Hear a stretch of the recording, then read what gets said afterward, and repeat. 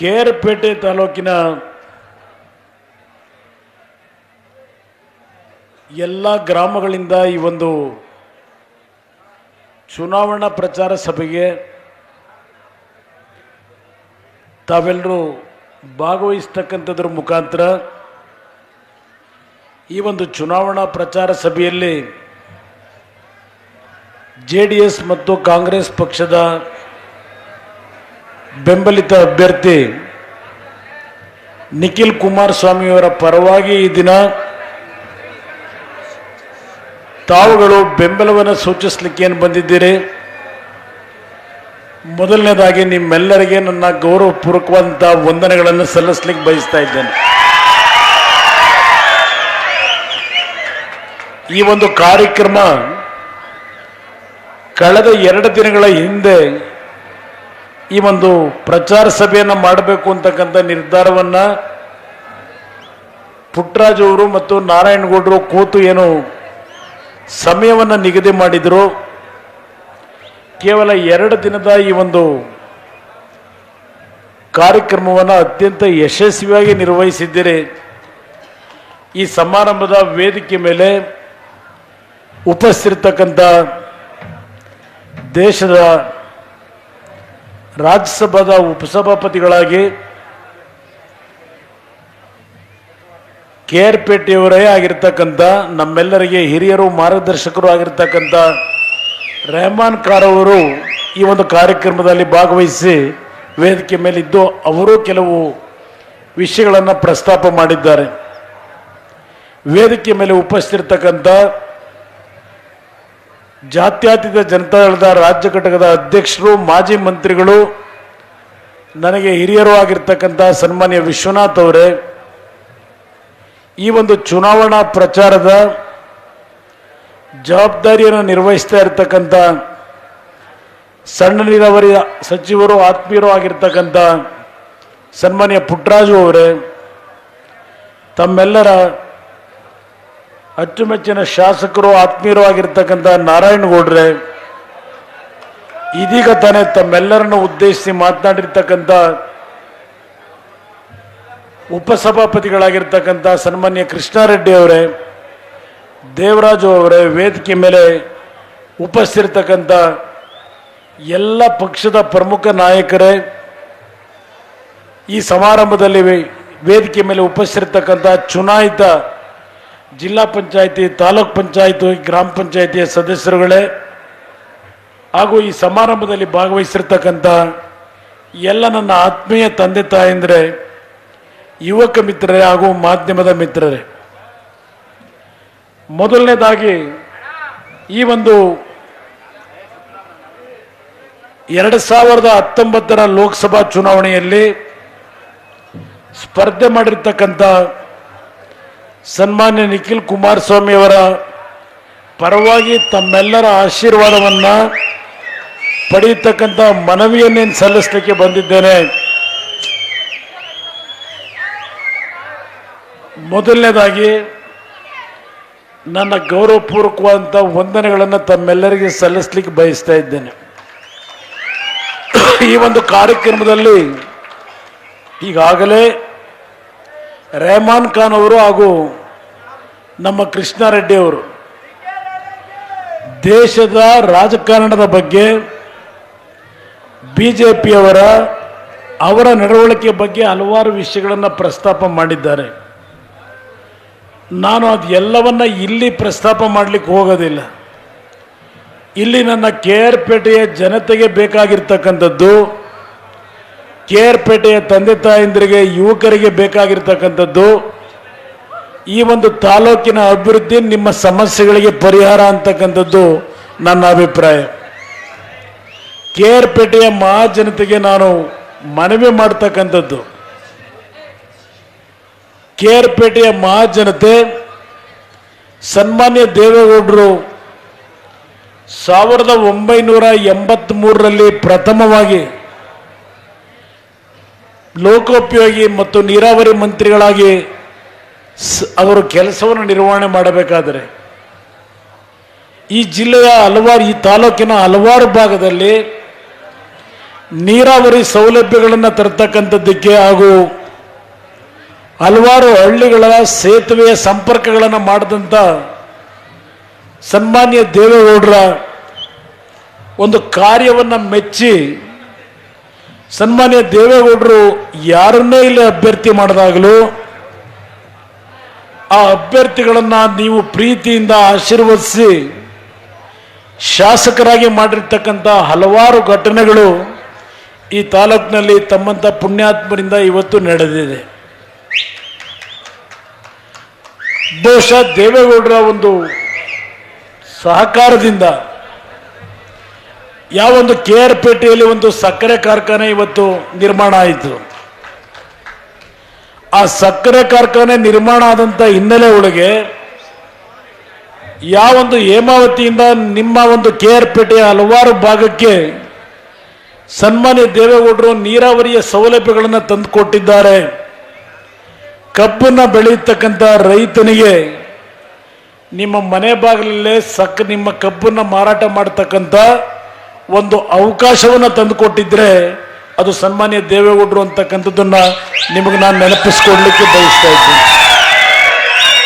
ಅದಷ್ಟೇ ಅಲ್ಲ, ಸನ್ಮಾನ್ಯ ದೇವೇಗೌಡರು ಅವರ ರಾಜಕೀಯ ಜೀವನದಲ್ಲಿ ಈ ಒಂದು KR ಪೇಟೆಯ ಬಗ್ಗೆ ಅವರದೇ ಆದಂಥ ಒಂದು ಬಾಂಧವ್ಯ, ಒಂದು ಹೆಚ್ಚಿನ ಒಂದು ಆಸಕ್ತಿಯನ್ನು ಈ ತಾಲೂಕಿನ ಜನತೆಯ ಬಗ್ಗೆ ಇಟ್ಕೊಂಡಿದ್ದಾರೆ. ಅದಾದ ನಂತರ ನಾನು ಈ ರಾಜ್ಯದ ರಾಜಕಾರಣದಲ್ಲಿ 1995ನೇ ಇಸ್ವಿನಲ್ಲಿ ಕನಕಪುರ ಲೋಕಸಭಾ ಕ್ಷೇತ್ರದ ಒಬ್ಬ ಅಭ್ಯರ್ಥಿಯಾಗಿ ಚುನಾವಣೆಗೆ ನಿಂತಾಗ ನನ್ನ ವಿರುದ್ಧ ಅವತ್ತು ಚುನಾವಣೆಗೆ ನಿಂತಂಥವರು 5 ಬಾರಿ ಸತತವಾಗಿ ಆ ಕ್ಷೇತ್ರದಿಂದ ಆಯ್ಕೆಯಾದಂಥ ಮತ್ತು ಅವತ್ತಿನ ದಿನ ಲೋಕಸಭಾ ಕ್ಷೇತ್ರದ ಮಂತ್ರಿಗಳಾಗಿದ್ದಂಥ ಒಬ್ಬ ದೊಡ್ಡ ವ್ಯಕ್ತಿ ಚುನಾವಣೆಯಲ್ಲಿ ನಿಂತಿದ್ದರು. ಅವತ್ತಿನ ಚುನಾವಣೆಯಲ್ಲಿ ನಮ್ಮ ಪಕ್ಷದಿಂದ ಯಾರೂ ಚುನಾವಣೆಗೆ ನಿಲ್ಲಕ್ಕೆ ತಯಾರಾಗಿರಲಿಲ್ಲ. ಆ ಕ್ಷೇತ್ರದಲ್ಲಿ ನಾನು ನನ್ನ ಶಿಕ್ಷಣವನ್ನು ಮುಗಿಸಿ ಮೈಸೂರಿನಲ್ಲಿ ಒಂದು ಚಿತ್ರದ ಹಂಚಿಕೆದಾರನಾಗಿ ನನ್ನ ಜೀವನ ಮಾಡ್ಕೊಂಡಿದ್ದಂಥವನು. ನಾನು ಎಂದೂ ರಾಜಕಾರಣಕ್ಕೆ ಬರಬೇಕು ಅಂತ ಆಸೆ ಪಟ್ಟವನಲ್ಲ. ಆದರೆ ಕೆಲವು ಸನ್ನಿವೇಶದಿಂದ ರಾಜಕಾರಣಕ್ಕೆ ಬಂದ ಮೇಲೆ ಈ ನಾಡಿನ ಜನತೆಯ ಬಗ್ಗೆ ಬಡವರು ನನ್ನ ಮನೆಗೆ ಬಂದಾಗ ಅವನು ಯಾವ ಜಾತಿ ಅಂತ ಕೇಳಲಿಲ್ಲ, ಅವರ ಕಷ್ಟಗಳಿಗೆ ಸ್ಪಂದಿಸಿ ಪ್ರಾಮಾಣಿಕವಾಗಿ ಕೆಲಸ ಮಾಡಿದಂಥವನು ನಾನು. ನಂತರದ ದಿನಗಳಲ್ಲಿ ನಾನು ಲೋಕಸಭೆಗೆ ಆಯ್ಕೆ ಆದ ಮೇಲೆ ಮಂಡ್ಯ ಜಿಲ್ಲೆಯ ಜನತೆ ಜೊತೆ ನಂದೊಂದು ಸ್ವಲ್ಪ ಆತ್ಮೀಯತೆ ಬೆಳೀತು. ಹಲವಾರು ಮದುವೆ ಸಮಾರಂಭಗಳಿಗೆ ಬರ್ತಾ ಇದ್ದೆ. ಯಾವುದಾದ್ರೂ ಒಂದು ನಿಧನರಾದಂಥ ಸಂದರ್ಭಗಳಲ್ಲಿ ಆ ಕುಟುಂಬಗಳಿಗೆ ಸಾಂತ್ವನ ಹೇಳಲಿಕ್ಕೆ ಬರ್ತಾ ಇದ್ದೆ. ಈ ಒಂದು ಆತ್ಮೀಯತೆ ಏನು ಬೆಳೀತು 2004ನೇ ಇಸ್ವಿನಲ್ಲಿ ಈ ಒಂದು ಜಿಲ್ಲೆಯಲ್ಲಿ 5 ಶಾಸಕರನ್ನ ನೀವು ಆಯ್ಕೆ ಮಾಡಿ ಅವತ್ತು ಕಳಿಸ್ಕೊಟ್ಟಂಥ ದಿನ ಏನಿದೆ, 5 ಶಾಸಕರನ್ನ ನೀವು ಆಯ್ಕೆ ಮಾಡಿದಂಥ ಹಿನ್ನೆಲೆ ಒಳಗೆ 2006ರಲ್ಲಿ ನಾನೇ ಮುಖ್ಯಮಂತ್ರಿ ಆಗ್ತಕ್ಕಂಥ ಒಂದು ಅವಕಾಶ ನಿಮ್ಮೆಲ್ಲರ ಆಶೀರ್ವಾದದಲ್ಲಿ ನನಗೆ ದೊರಕಿತು. ಅವತ್ತಿನ ಆ ಒಂದು 20 ತಿಂಗಳ ನನ್ನ ಆಡಳಿತದಲ್ಲಿ ಯಾವ ದೇವೇಗೌಡರು ಈ ಒಂದು KR ಪೇಟೆ ಕ್ಷೇತ್ರದ ಬಗ್ಗೆ ಹೆಚ್ಚಿನ ಅಭಿಮಾನವನ್ನು ಇಟ್ಟಿದ್ರು, ರೇವಣ್ಣ ಅವರು ನಾನು ಇಬ್ಬರು ಸೇರಿ ಅವತ್ತಿನ ಕಾಲದಲ್ಲಿ 12 ವರ್ಷಗಳ ಹಿಂದೆ ಸುಮಾರು 500 ಕೋಟಿಗೂ ಹೆಚ್ಚಿನ ಒಂದು ಕಾರ್ಯಕ್ರಮಗಳನ್ನು ಈ ಕ್ಷೇತ್ರದಲ್ಲಿ ಕೊಟ್ಟಿದ್ದೇವೆ. ಹಲವಾರು ಸಬ್ಸ್ಟೇಷನ್ಗಳು, ನಿಮ್ಮ ಇಂಜಿನಿಯರಿಂಗ್ ಕಾಲೇಜು, ಅಲ್ಲಿಂದ ಹಲವಾರು ಮಹಿಳಾ ಕಾಲೇಜು, ಹೀಗೆ ಹಲವಾರು ರೀತಿಯ ರಸ್ತೆಗಳು, ಇವೆಲ್ಲ ಕೆಲಸಗಳನ್ನು ಈ ತಾಲೂಕಿಗೇನು ಕೊಟ್ಟಿದ್ದೇವೆ. ಈ ಚುನಾವಣೆಯಲ್ಲಿ ಇದು ಒಂದು ಭಾಗ ಒಂದು ಕಡೆ ಇರಲಿ. ಇವತ್ತು KR ಪೇಟೆಯ ನನ್ನ ಮಹಾಜನತೆಗೆ, ನನ್ನ ತಾಯಂದಿರಿಗೆ ಕೇಳಲಿಕ್ಕೆ ಬಯಸ್ತೀನಿ, ಬಹುಶಃ ಕಳೆದ 2-3 ವರ್ಷದಲ್ಲಿ KR-ಪೇಟೆ ತಾಲೂಕಿನಲ್ಲಿ ನನ್ನ ರೈತ ಕುಟುಂಬದಲ್ಲಿ ಸುಮಾರು 32-34 ರೈತರು ಆತ್ಮಹತ್ಯೆ ಮಾಡ್ಕೊಂಡ್ರು. ನಿಮ್ಮನ್ನು ನಾನು ಕೇಳಲಿಕ್ಕೆ ಬಯಸ್ತೀನಿ, ಯಾರಾದರೂ ಒಬ್ಬರು ರಾಜಕಾರಣಿಗಳು ನಿಮ್ಮ ಕುಟುಂಬಕ್ಕೆ ಬಂದು ನಿಮ್ಮ ಆ ರೈತನ ಆತ್ಮಹತ್ಯೆ ಮಾಡ್ಕೊಂಡಂತ ಆ ತಾಯಂದರು ವಿಧಿವರೇನಿದ್ರು, ಸಣ್ಣ ವಯಸ್ಸಿನ ನನ್ನ ಸಹೋದರಿಯರು ವಿಧಿವರೇನಿದ್ರು, ಅವ್ರ ಕಷ್ಟ ಸುಖ ಕೇಳಲಿಕ್ಕೆ ಯಾರಾದರೂ ಬಂದಿದ್ರ KR-ಪೇಟೆನಲ್ಲಿ?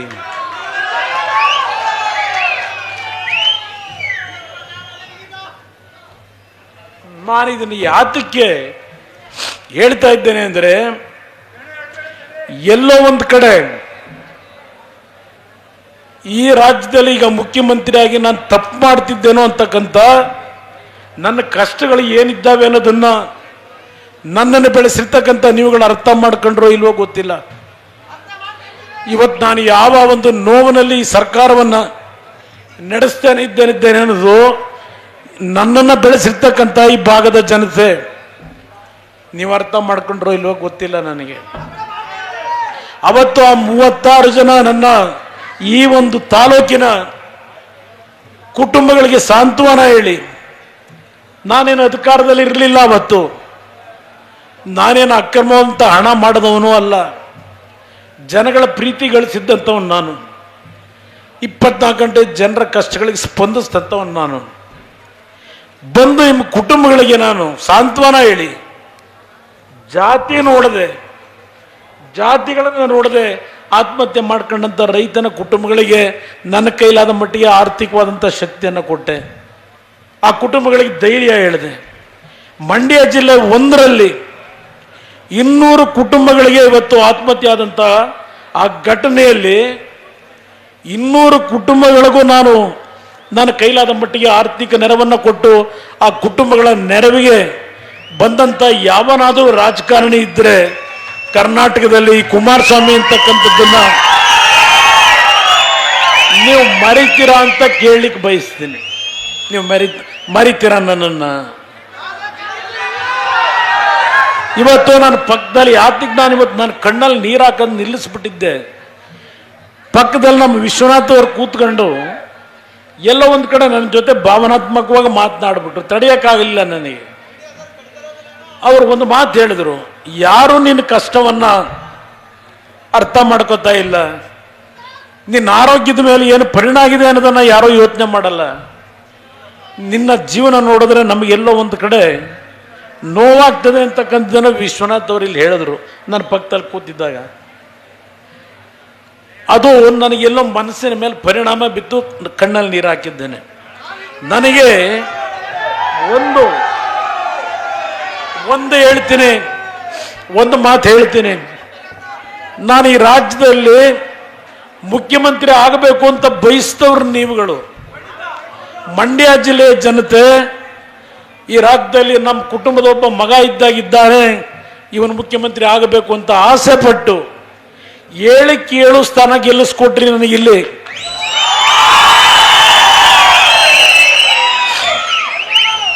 ಇವತ್ತು ನಾನು ಚುನಾವಣೆಗೆ ನನ್ನ ಮಗನ ನಿಲ್ಲಿಸಬೇಕು ಅಂತ ಹೇಳಿ ನಾನು ಎಂದೂ ಬಯಸಿದವನಲ್ಲ. ನಾನು ಅವನಿಗೆ ರಾಜಕೀಯ ಬೇಡ ಅಂತಲೇ ಹೇಳಿದ್ದೆ. ನಾನು ಅವನಿಗೆ ಹಿತವಚನ ಹೇಳಿ, ಒಂದು 8-10 ವರ್ಷ ನಿನಗೆ ಕಲೆಯಲ್ಲಿ ಒಂದು ಎಲ್ಲ ರೀತಿಯ ಒಂದು ಪ್ರತಿಭೆ ಇದೆ, ನಿನ್ನ ವೃತ್ತಿಯನ್ನು ರಾಜಕೀಯ ಬೇಡ ಮಾಡ್ಕೊಳಕ್ ಹೋಗಬೇಡ, ನೀನು ಒಬ್ಬ ಕಲಾವಿದನಾಗಿ ಬೆಳಿ ಅಂತ ಹೇಳಿ ನಾನೇ ಅವನಿಗೆ ಪ್ರೋತ್ಸಾಹ ಕೊಟ್ಟಿದ್ದೆ. ಆದರೆ ಏನು ನಮ್ಮ 8 ಜನ ಶಾಸಕರು ಮತ್ತು 3 ವಿಧಾನ ಪರಿಷತ್ತಿನ ಸದಸ್ಯರು ನಿಖಿಲ್ ಕುಮಾರಸ್ವಾಮಿನೇ ನಿಲ್ಲಬೇಕು ಈ ಬಾರಿ ಇಲ್ಲಿ, ಈ ಒಂದು ಜಿಲ್ಲೆಯ ಅಭಿವೃದ್ಧಿಯನ್ನು ನಾವು ಕಾಣಬೇಕಾದರೆ ನೀವು ಇಡೀ ರಾಜ್ಯ ನೋಡ್ತಾ ಇರ್ತೀರಿ. ಇವತ್ತು ನಿಮ್ಮ ಮಗ ಈ ಒಂದು ಕ್ಷೇತ್ರದಲ್ಲಿ ಗೆದ್ದರೆ ಈ ಜಿಲ್ಲೆಯ ಒಂದು ಅಭಿವೃದ್ಧಿ, ಜಿಲ್ಲೆಯ ಜನತೆಯ ಕಷ್ಟಗಳಿಗೆ ಅವನಾಗ್ತಾನೆ ಅಂತೇಳಿ ಹಠ ಮಾಡಿ ಇವರೆಲ್ಲರೂ ಸೇರಿ ಚುನಾವಣೆ ನಿಲ್ಲಿಸಿದ್ದಾರೆ. ಇವತ್ತು ನಾನು ನಿಮ್ಮನ್ನು ಕೇಳಲಿಕ್ಕೆ ಬಯಸ್ತೇನೆ. ನನಗೆ ಇನ್ನೊಂದು ನೋವಾಯಿತು.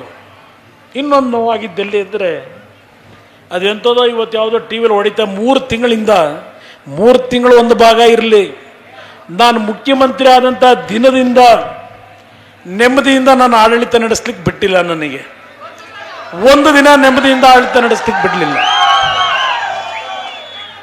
ನನ್ನ ದುರಾದೃಷ್ಟ, ನನಗೆ 120 ಸೀಟ್ ಗೆಲ್ಲಿಸಿದ್ರೆ ಈ ನಾಡಿನ ಜನತೆ, ಇವತ್ತು ನಾನು ಧೈರ್ಯವಾಗಿ ಯಾವುದೇ ರೀತಿಯ ತೀರ್ಮಾನಗಳನ್ನು ಮಾಡಲಿಕ್ಕೆ ಅವಕಾಶಗಳಿತ್ತು. ಮಾಧ್ಯಮದ ಮಿತ್ರರು ಈ ಸರ್ಕಾರ ಇವತ್ತು ಹೋಯ್ತು, ನಾಳೆ ಹೋಯ್ತು, ಮಧ್ಯಾಹ್ನ ಹೋಯ್ತು, ಯುಗಾದಿ ಹಬ್ಬಕ್ಕೆ ಬಿದ್ದು ಹೋಯ್ತು, ಇದನ್ನ ಹೇಳ್ಕೊಂಡೇನು ಹೊರಟರು.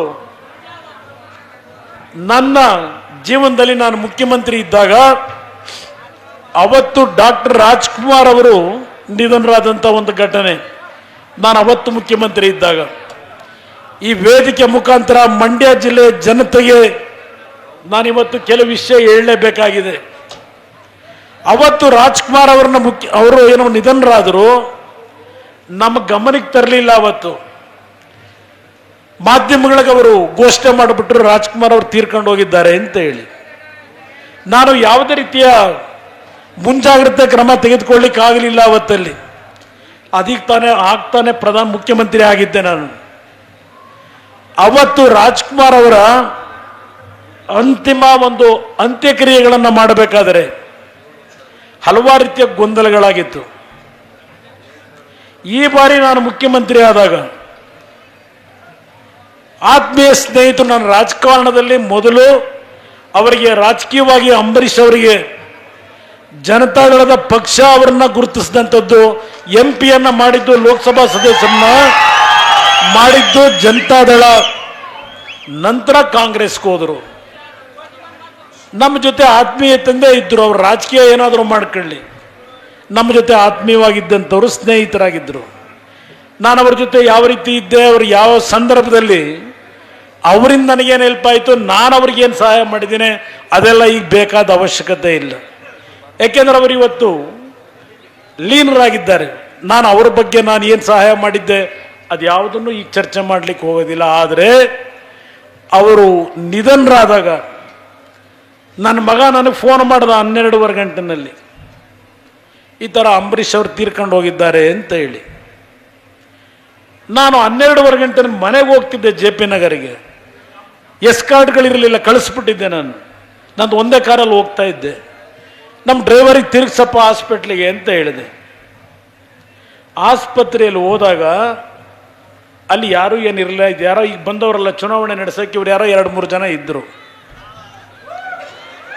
2-3 ಜನ ಇದ್ದರು. ನಾನಿವತ್ತು ಕೇಳಲಿಕ್ಕೆ ಬಯಸ್ತೇನೆ ಆ ತಾಯಿಗೆ, ನಾನು ಕೆಟ್ಟ ಮಾತಿನಲ್ಲಿ ಮಾತನಾಡೋದಿಲ್ಲ.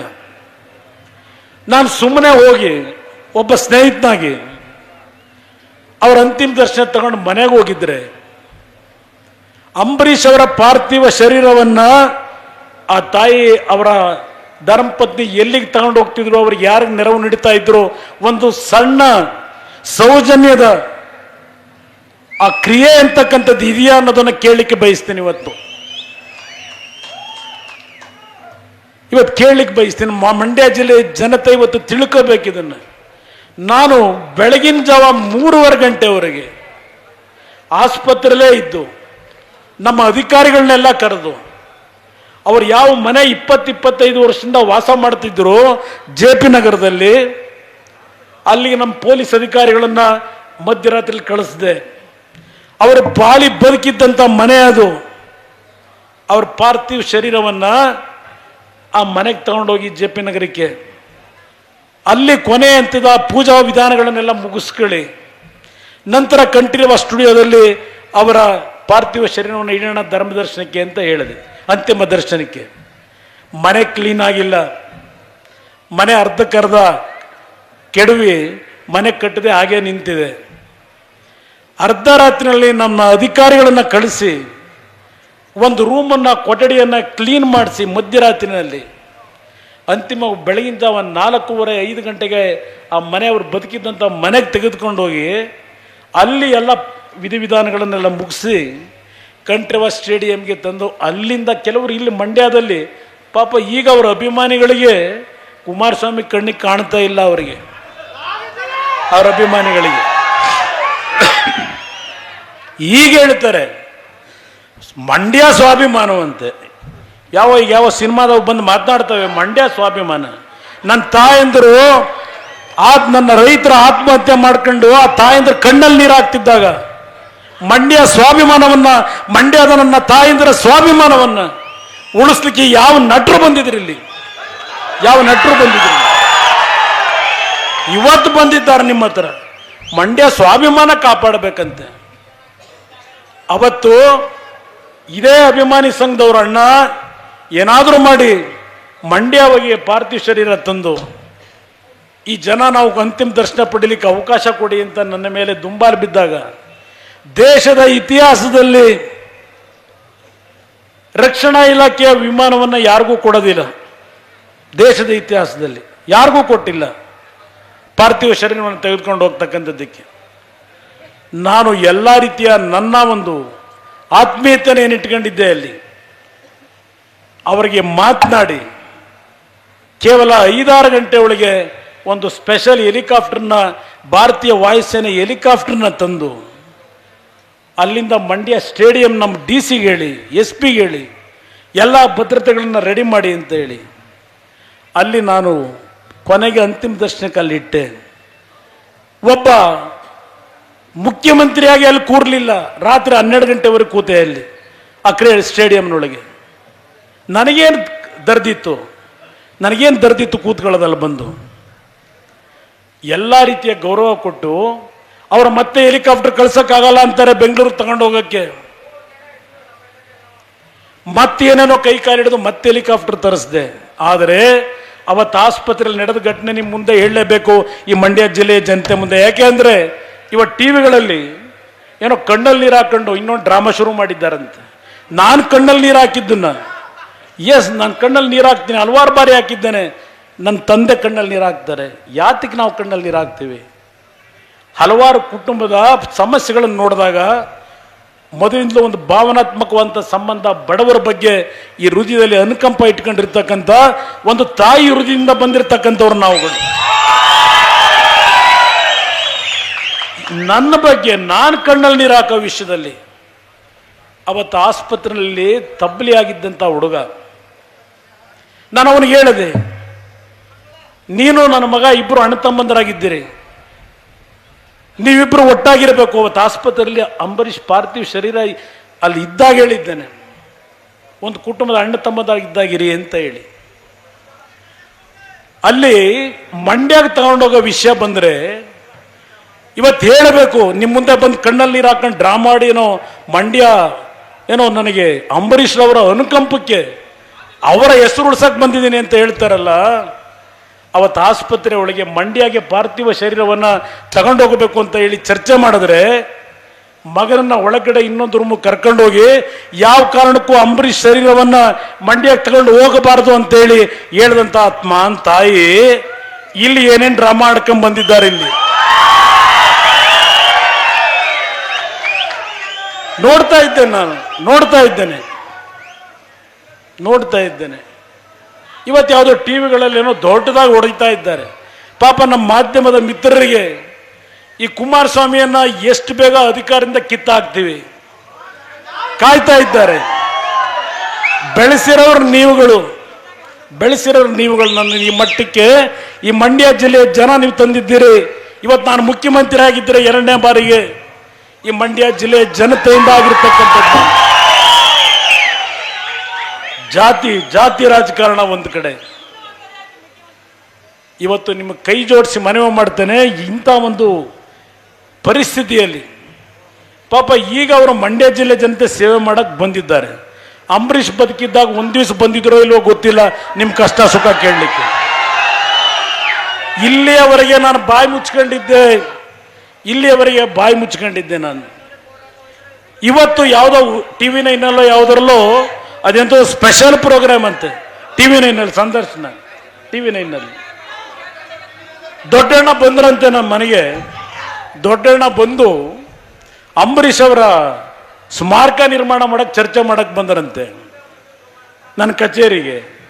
ಅಷ್ಟರೊಳಗೆ ಟಿವಿಗಳನ್ನ ಹಿಡ್ಕೊಂಡು ಮಂಡ್ಯದಲ್ಲಿ ನನ್ನ ಪಕ್ಷದ ವಿರುದ್ಧವೇ ಲೋಕಸಭೆಗೆ ನಾನು ಅಭ್ಯರ್ಥಿ ಅಂತೇಳಿ ಪ್ರಚಾರ ಮಾಡ್ಕೊಂಡು ಒಂದು 5-6 ಟಿವಿಗಳು ಇಟ್ಕೊಂಡು ದಿನ ಏನೋ ಇವರು ದೊಡ್ಡ ಪೆಡಂಭೂತ, ಈ ಪೆಡಂಭೂತ ಯಾರು ಸೋಲಿಸ್ಲಿಕ್ಕೆ ಸಾಧ್ಯವೇ ಇಲ್ಲ, ಆಗಲೇ MP ಆಗೇ ಹೋಗಿದ್ದಾರೆ, 3 ತಿಂಗಳಿಂದ ನಿಮ್ಮ ತಲೆ ಒಳಗೆ ತುಂಬಿದ್ದಾರೆ.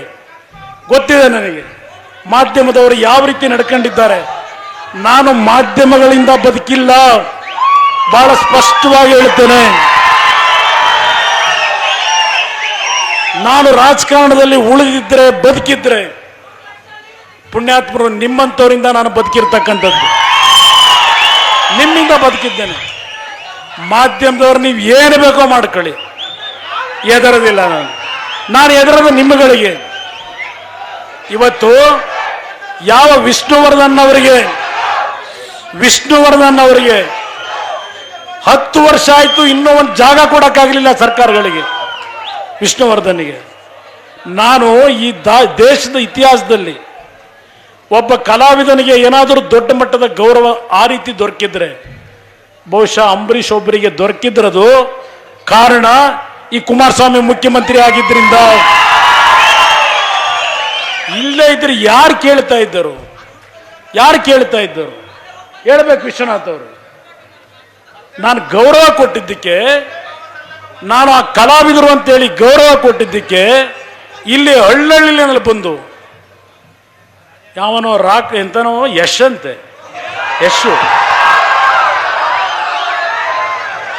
ನನ್ನ ಪಕ್ಷ ಕಳ್ಳರು ಪಕ್ಷ ಅಂತ ಹೇಳ್ತಾನೆ. ನನ್ನ ಪಕ್ಷನ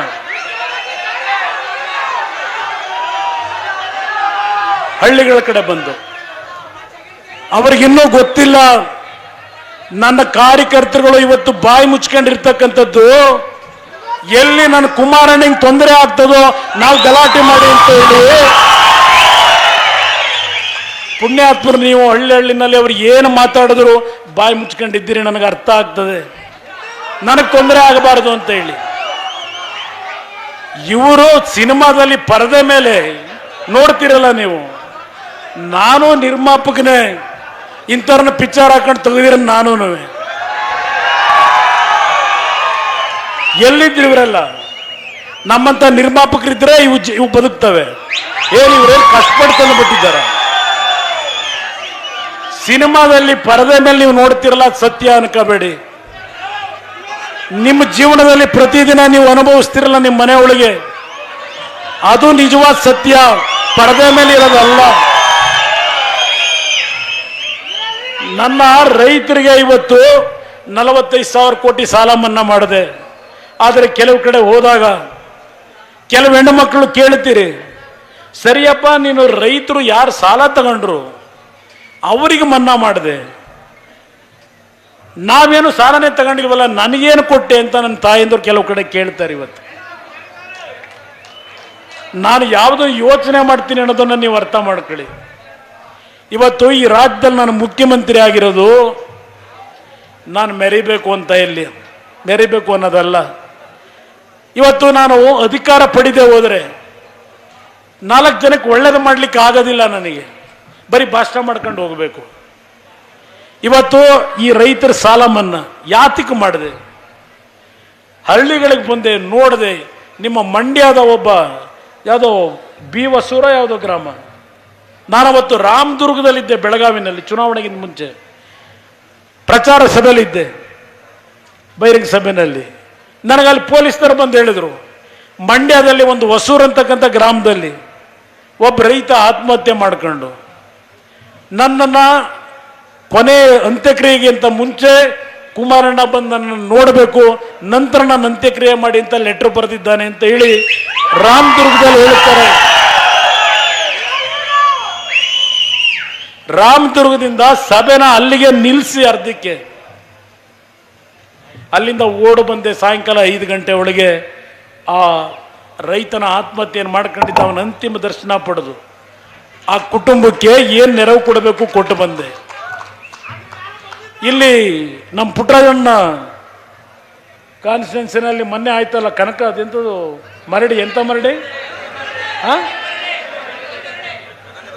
ಕನಕನ ಮರಡಿ. ಅವತ್ತು ನನ್ನ ತಂದೆದು ಆ ಇಗ್ಲೂರು ಜಲಾಶಯ ಕಟ್ಟೋರಲ್ಲ ಚನ್ನಪಟ್ಟಣದಲ್ಲಿ, ಅಲ್ಲಿ ಅವ್ರದ್ದೇನೋ ಒಂದು ಪ್ರತಿಮೆ ನಿಲ್ಲಿಸಬೇಕು ಅಂತೇಳಿ ಕಾರ್ಯಕ್ರಮ. ನಾನು ಆ ಪ್ರತಿಮೆ ನಿಲ್ಲಿಸ್ತಕ್ಕಂಥದ್ದಕ್ಕೆ ದೇವೇಗೌಡರು ಪ್ರತಿಮೆ ಮಾಡ್ಕೊಂಡಿದ್ರು ಅಲ್ಲಿ ಜನ, ನಮಗೆ ನೀರು ಕೊಟ್ಟಿದ್ದಾರೆ ಅಂತ ಹೇಳಿ.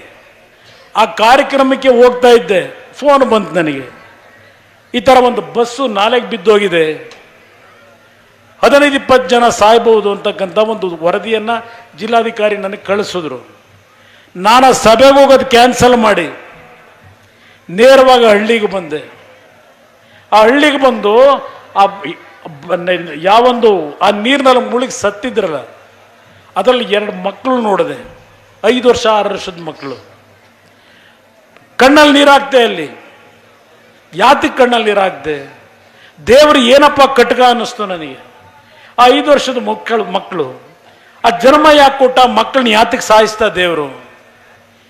ಇದನ್ನು ಯೋಚನೆ ಮಾಡೋಣ. ನಾನು ಈ ರೀತಿ ಬದುಕಿ ಬಂದಿದ್ದೇನೆ ನಾನು ಈ ರಾಜ್ಯದೊಳಗೆ. ಇವತ್ತು ಈ ರಾಜ್ಯದಲ್ಲಿ ನಾನು ಮುಖ್ಯಮಂತ್ರಿ ಆಗಲಿಕ್ಕೆ ನಾನೇನು ಬಯಸಿ ಆಗಿದ್ದಲ್ಲ, ಆಕಸ್ಮಿಕವಾಗಿ ರಾಜಕಾರಣಕ್ಕೆ ಬಂದೆ. ಆದ್ರೆ ಒಂದು ಮಾತು ಹೇಳ್ತೀನಿ, ಇವತ್ತು 9,000 ಕೋಟಿ ರೂಪಾಯಿಗಳ ಯೋಜನೆಗಳಿಗೆ ಇಲ್ಲೇನು ನಾನು ಕಾರ್ಯಕ್ರಮ ಕೊಟ್ಟಿದ್ದೇನೆ. ನಿಮ್ಮ ಸಂತೆಬಾಚಳಿಯ ಹೋಬಳಿಗೆ ಸುಮಾರು 85 ಕೆರೆಗಳಿಗೆ ನೀರನ್ನು ತುಂಬಿಸಬೇಕು ಅಂತ ಹೇಳಿ, ಸಂತೆಬಾಚಳಿ ಹೋಬಳಿಯ 85 ಕೆರೆಗಳಿಗೆ ನೀರನ್ನು ತುಂಬಿಸಬೇಕು ಅಂತ ಹೇಳಿ 242 ಕೋಟಿ ರೂಪಾಯಿಗಳಿಗೆ ಇವತ್ತು ಯೋಜನೆಯನ್ನು ತೀರ್ಮಾನ ಮಾಡಿ ಆಳ್ತಕ್ಕಂಥ ಮಂಜೂರಾತಿ ಕೊಟ್ಟಿದ್ದೇನೆ. ಈಗ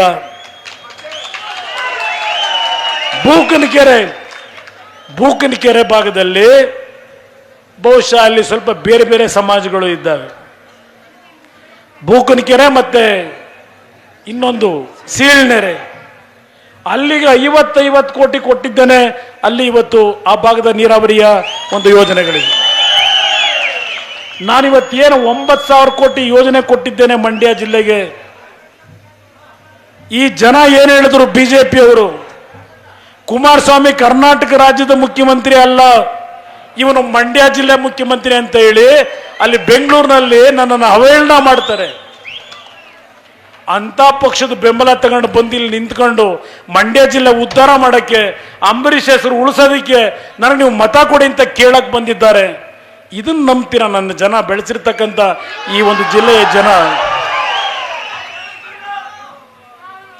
ಇವತ್ತು ನನ್ನ ಮಗ ನಿಂತಿದ್ದಾನೆ ಅಂತೇಳಿ ಇದೆಲ್ಲ ಹೇಳಲಿಕ್ಕೆ ಹೋಗಿಲ್ಲ. ನಾನು ಒಂದು ಮಾತು ಹೇಳ್ತೇನೆ, 2 ಬಾರಿ ಚಿಕಿತ್ಸೆಗೆ ಒಳಗಾಗಿರೋನು ನಾನು. 2 ಬಾರಿ ನಾನು ಇಸ್ರೇಲ್ಗೆ ಹೋದಾಗಲೇ ನನ್ನ ಜೀವ ಹೋಗಬೇಕಾಗಿತ್ತು. ಅಲ್ಲಿಯ ಪದ್ಧತಿಗಳು ನೋಡಿ ನನಗೇನೋ ಜನ ಅಧಿಕಾರ ಕೊಡ್ಬೋದು. ಈ ಬಾರಿ ಅಧಿಕಾರಿಗೆ ಬಂದ ತಕ್ಷಣ ನನ್ನ ರೈತರಿಗೆ ಹಲವಾರು ರೀತಿಯ ಕೃಷಿಯಲ್ಲಿ ಬದಲಾವಣೆ ತಂದುಕೊಟ್ಟು ನಿಮ್ಮನ್ನು ಆರ್ಥಿಕವಾಗಿ ಬೆಳೆಸಬೇಕು ಈ ರಾಜ್ಯದಲ್ಲಿ ಅಂತ ಹೇಳಿ ಅಲ್ಲಿ ಹೋದಾಗ ನನ್ನ ಜೀವ ಹೋಗಬೇಕಂತ ಪರಿಸ್ಥಿತಿ, ಆಸ್ಪತ್ರೆಯಲ್ಲಿ ಅಡ್ಮಿಟ್ ಆಗುವಂತಾರೆ. ಡಾಕ್ಟ್ರಿಗೆ ಹೇಳಿದೆ, ನಾನಿಲ್ಲಿ ಬಂದಿರೋದು ಚಿಕಿತ್ಸೆ ಪಡ್ಕೊಳ್ಳೋಕ್ಕಲ್ಲ, ನನ್ನ ರೈತನ ಒಂದು ಕೃಷಿ ಪದ್ಧತಿ ತಿಳುವಳಿಕೆಯನ್ನು ಮೂಡಿಸ್ಲಿಕ್ಕೆ ತಿಳ್ಕೊಳಕ್ ಬಂದಿದ್ದೇನೆ. ನನಗೊಂದು 4-5 ದಿವಸ ನನ್ನ ಜೀವಕ್ಕೆ ಅಪಾಯ ಆಗದಂಗೆ ಏನಾದರೂ ಮಾತ್ರೆ ಇದ್ರೆ ಕೊಡಿ, ನಾನು ಅಲ್ಲಿ ಬೆಂಗಳೂರಿಗೆ ಹೋಗಿ ಆಮೇಲೆ ಆಪರೇಷನ್ ಮಾಡಿಸ್ತೀನಿ ಅಂತ ಬಂದೆ. ನಿಮ್ಮಂಥವ್ರ ಆಶೀರ್ವಾದ ಉಳಿದು ಬಂದಿದ್ದೇನೆ, ಇಲ್ಲಿ ನಿಂತಿದ್ದೇನೆ. ಇವತ್ತು ಆಪರೇಷನ್ ಆದ 1 ತಿಂಗಳಿಗೆ ನನ್ನ ಪಕ್ಷ ಕಟ್ಟೋದಕ್ಕೆ ಇಡೀ ರಾಜ್ಯ ಏಕಾಂಗಿಯಾಗಿ ಇಡೀ ರಾಜ್ಯ ಸುತ್ತೆ. ಏನು ಮಾಡಲಿ, ನಾನು ದುರಾದೃಷ್ಟ 37ಕ್ಕೆ ನಿಲ್ಲಿಸಿದ್ರು ನನಗೆ. ಮತ್ತೆ ಅದರಲ್ಲಿ 7 ಸ್ಥಾನ ನೀವು ಕೊಟ್ರಿ. ಇವತ್ತು ಇಂಥ ಪರಿಸ್ಥಿತಿಯಲ್ಲಿ ಮತ್ತೆ ಯಾವುದೋ ದೇವರದಿಂದ ಮುಖ್ಯಮಂತ್ರಿ ಆಗಿದ್ದೇನೆ. ನನಗೆ ಸಿಕ್ಕಂಥ ಈ ಅವಕಾಶದಲ್ಲಿ ಒಂದು ಮಂಡ್ಯ ಜಿಲ್ಲೆಯ ಸಮಗ್ರ ಅಭಿವೃದ್ಧಿ ಆಗಬೇಕು ಅಂತಕ್ಕಂಥದ್ದು. ಇವತ್ತು ಯಾವ ಪಾಂಡುಪುರ ಸಕ್ಕರೆ ಕಾರ್ಖಾನೆನ 2006ರಲ್ಲಿ ನಾನೇ ಪ್ರಾರಂಭ ಮಾಡಿದೆ, ನಿಂತೋಗಿದ್ದನ್ನ. ನಾನು ಅಧಿಕಾರ ಕಳ್ಕೊಂಡ ತಕ್ಷಣ ಆ ಕಾರ್ಖಾನೆ ಮತ್ತೆ ಮುಚ್ಚಿದ್ರು. ಇವತ್ತು ಮತ್ತೆ ಮುಂದಿನ ಒಂದು ಅವಧಿಗೆ ನಾನು ರೈತರು ಬೆಳೆದಂಥ ಕಬ್ಬನ್ನು ಅರಿಲಿಕ್ಕೆ ಆ ಕಾರ್ಖಾನೆ ಪ್ರಾರಂಭ ಮಾಡಿಸ್ತಾ ಇದ್ದೇನೆ. ನಮ್ಮ ಮಂಡ್ಯದ ಮೈ ಶುಗರ್ ಕಾರ್ಖಾನೆ ಮುಚ್ಚೋ ಪರಿಸ್ಥಿತಿ. ಇವತ್ತು 450 ಕೋಟಿ ಖರ್ಚು ಮಾಡಿ ಹೊಸ ಆಧುನಿಕವಾದಂಥ ಯಂತ್ರಗಳನ್ನು ಹಾಕಿ ಇವತ್ತು ಆ ಕಾರ್ಖಾನೆಯನ್ನು ಮತ್ತೆ ಹೊಸ ಕಾರ್ಖಾನೆಯನ್ನು ಪ್ರಾರಂಭ ಮಾಡಲಿಕ್ಕೆ ಮಂಡ್ಯದಲ್ಲಿ ಯೋಜನೆ ಸಿದ್ಧ ಮಾಡಿದ್ದೇನೆ. ಈ ಜಿಲ್ಲೆಯ ಸಮಗ್ರ ಅಭಿವೃದ್ಧಿಗೆ ಕಾರ್ಯಕ್ರಮಗಳನ್ನು ಕೊಡಬೇಕು ಅಂತ ನನ್ನ ಒಂದು ಕನಸೇನಿದೆ. ಅದಷ್ಟೇ ಅಲ್ಲ, ಈ ನಾಡಿನ ಪ್ರತಿ ಜಿಲ್ಲೆಗಳಲ್ಲಿ ಯುವಕರಿಗೆ ಉದ್ಯೋಗ ಕೊಡಲಿಕ್ಕೆ ಕೊಪ್ಪಳ ಇರಬಹುದು, ಗುಲ್ಬರ್ಗ ಇರಬಹುದು, ಬಿಜಾಪುರ ಇರಬಹುದು, 9 ಕ್ಲಸ್ಟರ್ಗಳನ್ನು ಇಂಡಸ್ಟ್ರಿಯಲ್ ಕ್ಲಸ್ಟರ್ಗಳಿಗೆ ಚಾಲನೆಯನ್ನು ಕೊಟ್ಟಿದ್ದೇನೆ. ನನ್ನ ಕನಸು ಇವತ್ತು ನನಸಾಗಬೇಕಾದರೆ ಒಂದು ರಾತ್ರಿಯಲ್ಲಿ ನಿಮ್ಮ ಕಣ್ಣಿಗೆ ಕಾಣೋದಿಲ್ಲ. ಒಂದು 6-7 ತಿಂಗಳಲ್ಲಿ ನಾನು ಏನು ಯೋಜನೆಗಳಿಗೆ ಒಂದು ದೊಡ್ಡ ಭದ್ರ ಒಂದು ಫೌಂಡೇಶನ್ ಆಗ್ತಾ ಇದ್ದೇನೆ, ಇನ್ನು 6-7 ತಿಂಗಳಲ್ಲಿ ನಿಮ್ಮ ಕಣ್ಣಿಗೆ ಕಾಣ್ತದೆ. ದಯವಿಟ್ಟು ನನ್ನ ತಾಯಂದರು, ನೀವು ಹಾಲನ್ನು ಉತ್ಪಾದನೆ ಮಾಡ್ತೀರಿ, ಹಸು ಸಾಕಿ ಕೃಷಿನಲ್ಲಿ ನಿಮಗೆ ಬೆಳೆ ಬರದೆ ತೊಂದರೆ ಆದರೆ ಹಾಲು ಉತ್ಪಾದನೆ ಮಾಡಿ ಇವತ್ತು ಯಾವೊಂದು ನಿಮ್ಮ ಹಾಲಿನ ಡೈರಿ ಕೊಡ್ತೀರಿ. 5 ರೂಪಾಯಿ ಇದ್ದಂಥ ಪ್ರೋತ್ಸಾಹನ ಹಿಂದಿನ ಸರ್ಕಾರದಲ್ಲಿ ಈಗ 6 ರೂಪಾಯಿ ಕೊಡ್ತಕ್ಕಂಥ ತೀರ್ಮಾನ ಮಾಡಿ 1 ರೂಪಾಯಿ ಮತ್ತೆ ನಿಮಗೆ ಹೆಚ್ಚಿಗೆ ಮಾಡಿಕೊಟ್ಟಿದ್ದೇನೆ, ನಿಮ್ಮ ಕುಟುಂಬಗಳು ಉಳಿಬೇಕು ಅಂತ ಹೇಳಿ. ಅದೇ ರೀತಿಯಲ್ಲಿ ನಿಮ್ಮ ಕುಟುಂಬದಲ್ಲಿ ಕೃಷಿ ಮಾಡಬೇಕಾದ್ರೆ ಆರಂಭಿಕ ಹಂತದಲ್ಲಿ ನಿಮ್ಮ ಒಡವೆ ತಗೊಂಡೋಗಿ ಬ್ಯಾಂಕಲ್ಲೋ ಖಾಸಗಿಯವರಲ್ಲೋ ಹಡ ಇಡ್ತಾರೆ. ನೀವು ಬೆಳೆ ನಾಶ ಆದರೆ ಆ ಒಡವೆ ನಿಮ್ಮ ಕುಟುಂಬದ ಹೆಣ್ಣು ಮಕ್ಕಳು ಒಡವೆ ಬಿಡಿಸ್ಕೊಳ್ಳೋಕ್ಕಾಗಲ್ಲ. ಅದನ್ನು ಗಮನಿಸಿ ಇವತ್ತು ಗೃಹಲಕ್ಷ್ಮಿ ಬೆಳೆ ಸಾಲ ಅಂತಕ್ಕಂಥ ಯೋಜನೆ ಹೆಸರಿನಲ್ಲಿ ಯಾವುದೇ ಕುಟುಂಬದ ಹೆಣ್ಣು ಮಕ್ಕಳ ಒಡವೆಯನ್ನು ನೀವು ವ್ಯವಸಾಯ ಮಾಡಲಿಕ್ಕೆ ಹಡ ಇಟ್ಟರೆ ಸರ್ಕಾರವೇ ಬಡ್ಡಿಯನ್ನು ಸಂಪೂರ್ಣವಾಗಿ ಕಟ್ಟಿ ಆ ಒಂದು ಒಡವೆಗಳನ್ನು ಬಿಡಿಸ್ಕೊಡ್ತಕ್ಕಂಥದ್ದಕ್ಕೆ ಗೃಹಲಕ್ಷ್ಮಿ ಬೆಳೆ ಸಾಲ ಅಂತಕ್ಕಂಥ ಒಂದು ಯೋಜನೆ ಈ ರಾಜ್ಯದಲ್ಲಿ ತಂದಿದ್ದೇವೆ. ಈಗ 60 ವರ್ಷ ಮೇಲ್ಪಟ್ಟವರಿಗೆ 1,000 ರೂಪಾಯಿಗಳನ್ನು ಈಗ ಏರಿಕೆ ಮಾಡಿದ್ದೇನೆ. ಮುಂದಿನ ವರ್ಷ ಅದು 2,000ಕ್ಕೆ ಏರಿಕೆ ಮಾಡ್ತಾ ಇದ್ದೇನೆ. ಈ ವರ್ಷವೇ ನನಗೆ 5,000 ರೂಪಾಯಿನ 60 ವರ್ಷ ಮೇಲ್ಪಟ್ಟವರಿಗೆ ಈ ವರ್ಷದಿಂದ 5,000 ಕೊಡಬೇಕು ಅನ್ನೋದಿತ್ತು ನನಗೆ. ಆದರೆ ಇಲ್ಲಿ 45,000 ಕೋಟಿ ಸಾಲ ಮನ್ನಾ ಮಾಡಬೇಕು, ಅದಕ್ಕೆ ದುಡ್ಡು ಹೊಂದಿಸಬೇಕು ನಾನು. ಅದರಿಂದ 5,000 ರೂಪಾಯಿ ಕೊಡಲಿಲ್ಲ, 1,000 ರೂಪಾಯಿ ಈಗ ಏರಿಕೆ ಮಾಡಿದ್ದೇನೆ. ಮುಂದಿನ ವರ್ಷ ಅದು ಏರಿಕೆ ಆಗ್ತದೆ ಪುನಃ. ಅದೇ ರೀತಿಯಲ್ಲಿ ಒಂದು ಬಡ ಕುಟುಂಬದಲ್ಲಿ ಒಂದು ಹೆಣ್ಣು ಮಗಳು ಒಂದು ಮಗುವಿಗೆ ಜನ್ಮ ಕೊಡಬೇಕಾದ್ರೆ ತಾಯಿ ಸಾಯ್ತಾಳೆ, ಇಲ್ಲ ಮಗು ಸಾಯುತ್ತೆ ಆರೋಗ್ಯದ ತೊಂದರೆಯಿಂದ. ಅದಾಗಬಾರದು ಅಂತೇಳಿ ಈಗ ಈ ವರ್ಷದಿಂದ ಒಂದು ಮಗುವಿಗೆ ಒಂದು ಹೆಣ್ಣು ಮಗಳು ಜನ್ಮ ಕೊಡಬೇಕಾದ್ರೆ 6ನೇ ತಿಂಗಳಿನಿಂದ 12ನೇ ತಿಂಗಳಿನವರೆಗೆ 12,000 ರೂಪಾಯಿಗಳನ್ನು 6 ತಿಂಗಳು ಕೊಡ್ತಕ್ಕಂಥ ಒಂದು ಯೋಜನೆ ಈಗಾಗಲೇ ಜಾರಿಗೆ ತಂದಿದ್ದೇನೆ. ಇಂಥ ಒಂದು ಪರಿಸ್ಥಿತಿ ಒಳಗೆ ಅದು ಮುಂದಿನ ವರ್ಷ 24,000ಕ್ಕೆ ಹೋಗುತ್ತದು, ಮುಂದಿನ ವರ್ಷ ಕೊಡ್ತಾ ಇದ್ದೇವೆ.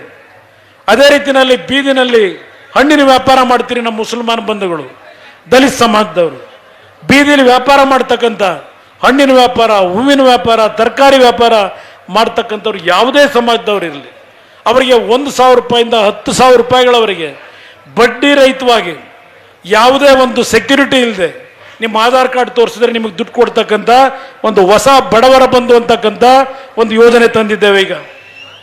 ಅದೇ ರೀತಿಯಲ್ಲಿ ಕಾಯಕ ಅಂತಕ್ಕಂಥ ಒಂದು ಯೋಜನೆ ನಮ್ಮ ಹಳ್ಳಿಯ ಹೆಣ್ಣು ಮಕ್ಕಳು, ನೀವು ಸ್ವಸಹಾಯ ಗುಂಪುಗಳೇನಿದ್ದಾವೆ 5 ಜನದ 10 ಜನದ ಗುಂಪಿಗೆ 5 ಲಕ್ಷ ರೂಪಾಯಿಗಳವರೆಗೆ ಬಡ್ಡಿ ರಹಿತವಾಗಿ ನಿಮಗೆ ದುಡ್ಡು ಕೊಡ್ತೀವಿ. ಈಗ 5 ಲಕ್ಷ ರೂಪಾಯಿಗಳನ್ನು ಉಪಯೋಗ ಮಾಡ್ಕೊಳ್ಳಿ, ನಮ್ಮ ಹೆಣ್ಣು ಮಕ್ಕಳು ಉಪಯೋಗ ಮಾಡ್ಕೊಳ್ಳಿ. ಇದನ್ನು ನೀವು ಏನು ಪದಾರ್ಥ ಅದನ್ನು ನೀವು ಆ ಪದಾರ್ಥವನ್ನು ಉತ್ಪಾದನೆ ಮಾಡಬೇಕು, ಅದಕ್ಕೂ ನಿಮಗೆ ತಿಳುವಳಿಕೆ ಕೊಟ್ಟು ನೀವು ಯಾವ ವಸ್ತುವನ್ನು ತಯಾರು ಮಾಡ್ತೀರಿ ಅದನ್ನು ಮಾರುಕಟ್ಟೆ ಮಾಡಿಕೊಡ್ತಕ್ಕಂಥ ಜವಾಬ್ದಾರಿಯನ್ನು ಸರ್ಕಾರ ಇವತ್ತು ವಹಿಸ್ಕೊತಾ ಇದ್ದೇವೆ. ಹೀಗೆ ಹಲವಾರು ಕಾರ್ಯಕ್ರಮಗಳನ್ನು ನಾವು ಮಾಡ್ತಕ್ಕಂಥದ್ದೇನಿದೆ. ನನ್ನ ರೈತರಿಗೆ ಕೇಳಲಿಕ್ಕೆ ಬಯಸ್ತೇನೆ, ನಾರಾಯಣಗೌಡರ ಮೇಲೆ ನೀವೆಲ್ಲ ತಿರುಗಿ ಬಿದ್ರಿ, ಕಾಲುವೆಗೆ ನೀರು ಬಿಟ್ಟಿಲ್ಲ, ಹೇಮಾವತಿಯಿಂದ ನೀರು ಬಿಟ್ಟಿಲ್ಲ, ಕಬ್ಬು ಒಣಗ್ತಾ ಇದೆ ಅಂದ್ರೆ ನಿಮ್ಮ ಕಬ್ಬನ್ನ ಒಣಗಲಿಕ್ಕೆ ಏನಾದರೂ ಬಿಟ್ಟನ ನಾನು? ನಮ್ಮ ನೀರಾವರಿಯ ಇಲಾಖೆ ಅಧಿಕಾರಿಗಳು ಸರ್ ಈಗಾಗಲೇ 109 TMC ನೀರು ಬಿಟ್ಟಾಗಿದೆ, ನಮ್ಗೆ ಅಲಾಟ್ ಆಗಿರೋದಷ್ಟೇ, ನೀರು ಬಿಡಕ್ಕಾಗಲ್ಲ ಅಂದರು. ನಾನು ಅವ್ರಿಗೆ ಹೇಳಿದೆ ನಥಿಂಗ್ ಡೂಯಿಂಗ್, ಮೊದಲು ನನ್ನ ರೈತರ ಬೆಳೆ ಒಣಗಬಾರ್ದು, ಆ ಕಬ್ಬಿಗೆ ನೀರು ಬಿಡಿ ಅಂತ ಹೇಳಿ. ಇವತ್ತು ನಿಮ್ಮ ಕಬ್ಬನ್ನ ಉಳಿಸ್ಲಿಕ್ಕೆ ಇವತ್ತು ನೀರನ್ನು ಬಿಡ್ತಕ್ಕಂಥ ಕೆಲಸ ಮಾಡೋದು. ಅದರಿಂದ ಇವತ್ತು ನನ್ನ KR ಪೇಟೆಯ ನನ್ನ ತಂದೆ ತಾಯಂದಿರಿಗೆ ನೀವು ಬೆಳೆಸಿದ್ದೀರಿ ನಮ್ಮನ್ನು, ನಮ್ಮ ಯುವಕರಿಗೆ ಇವತ್ತು ಉದ್ಯೋಗವನ್ನು ತಂದು ಕೊಡಬೇಕು. ನಿಖಿಲ್ ಕುಮಾರಸ್ವಾಮಿ ಅವ್ರನ್ನ ತಾವು ಅಷ್ಟೊಂದು ಕೇವಲವಾಗಿ ತಗೋಬೇಡಿ. ಅವನು ನನಗಿಂತಲೂ ಬಡವರ ಬಗ್ಗೆ ಅನುಕಂಪ ಇರ್ತಕ್ಕಂಥವನು. ಅವನೇನು ರಾಜಕಾರಣಕ್ಕೆ ಬರಬೇಕಾಗಿರಲಿಲ್ಲ, ಆದರೆ ನನ್ನ ಆರೋಗ್ಯದ ಪರಿಸ್ಥಿತಿಗಳು ಇವತ್ತೇನು ಏರ್ಪೇರಿದೆ, ನನಗೆ ಸಹಾಯಕನಾಗಿ ನಿಲ್ಲಬೇಕು ಅಂತಲೇ ನಮ್ಮ ಶಾಸಕರುಗಳು ತೀರ್ಮಾನ ಮಾಡಿ ಇವತ್ತು ನನ್ನ ಆರೋಗ್ಯದ ಪರಿಸ್ಥಿತಿಗಳ ಹಿನ್ನೆಲೆ ಒಳಗೆ ಮತ್ತೊಬ್ಬ ರೈತರ ಪರವಾಗಿ ಕಷ್ಟಕ್ಕಿದ್ದಾಗ ನೇರವಾಗಿ ನಿಮ್ಮನ್ನು ಖುದ್ದು ಬಂದು ನಿಮ್ಮ ಕಷ್ಟಗಳಿಗೆ ಸ್ಪಂದಿಸ್ತಕ್ಕಂಥ ನಡವಳಿಕೆಯನ್ನು ನಮ್ಮ ಕುಟುಂಬದಲ್ಲಿ ಏನು ಕಲಿತಿದ್ದಾನೆ, ನಿಮ್ಮ ಒಂದು ಮನೆಯ ಮಗನಾಗಿ ನಿಮ್ಮ ಸೇವೆ ಮಾಡಬೇಕು ಅಂತಕ್ಕಂಥ ಹಿನ್ನೆಲೆ ಒಳಗೆ ಇವತ್ತು ಅವನನ್ನು ಈ ಒಂದು ಚುನಾವಣೆಯಲ್ಲಿ ಇವರೆಲ್ಲ ಸೇರಿ ಸ್ಪರ್ಧೆ ಮಾಡಿಸಿದ್ದಾರೆ. ನಿಮ್ಮ ಮಡಿಲಿಗೆ ಹಾಕಿದ್ದೇನೆ, ನನ್ನ ತಾಯಂದಿರಿಗೆ ಮನವಿ ಮಾಡ್ತೇನೆ, ನಿಮ್ಮ ಮಡಿಲಿಗೆ ಹಾಕಿದ್ದೇನೆ. ನೀವು ಇವತ್ತು ಅವನಿಗೆ ಆಶೀರ್ವಾದ ಮಾಡಿದ್ರೆ ನಿಮ್ಮ ಕುಟುಂಬದ ಮನೆಯ ಮಗನಾಗಿ ನಿಮ್ಮ ಸೇವೆಯನ್ನು ಮಾಡ್ತೇನೆ ಅಂತಕ್ಕಂಥ ಮಾತನ್ನ ಹೇಳಿ KR-ಪೇಟೆಯ ನನ್ನ ಎಲ್ಲ ತಂದೆ ತಾಯಂದಿರಿಗೆ ಈ ವೇದಿಕೆ ಮುಖಾಂತರ ಮನವಿಯನ್ನ ಮಾಡ್ತೇನೆ. ಯಾವ ಅಪಪ್ರಚಾರಗಳಿಗೆ ಬಲಿಯಾಗಬೇಡಿ. ಇದು ನಿಮ್ಮ ಪಕ್ಷ, ನಿಮ್ಮ ಸರ್ಕಾರ, ನಿಮ್ಮ ಆಶೀರ್ವಾದವನ್ನು ನೀಡಿ ಅಂತಕ್ಕಂಥ ಮನವಿಯನ್ನು ಸಲ್ಲಿಸಿ ನನ್ನ ಎರಡು ಮಾತುಗಳನ್ನು ಮುಗಿಸ್ತೇನೆ. ಜೈ ಹಿಂದ್, ಜೈ ಕರ್ನಾಟಕ ಮಾತು.